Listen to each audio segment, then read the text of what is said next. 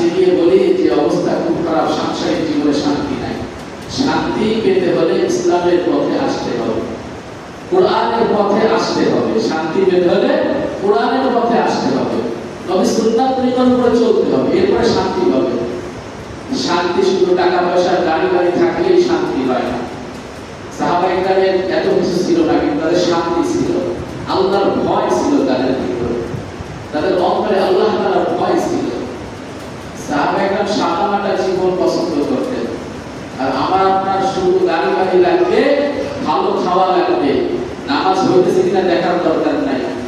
রাতের খাবার খাবো 10টা 12টার সময়, খেয়ে ঘুমাবো, ফজর ঘুমের ভিতরে চলে যাবো। আবার আল্লাহর কাছে চাই, আল্লাহ বরকত দাও, বরকত দাও। বরকত হয় না কেন? সব আমাদের হাতের কামাই। ফজরের নামাজ যে ব্যক্তি পড়লো না, পুরো দিনের বরকত নষ্ট করে ফেলে। হাদিসের ভিতরে আসছে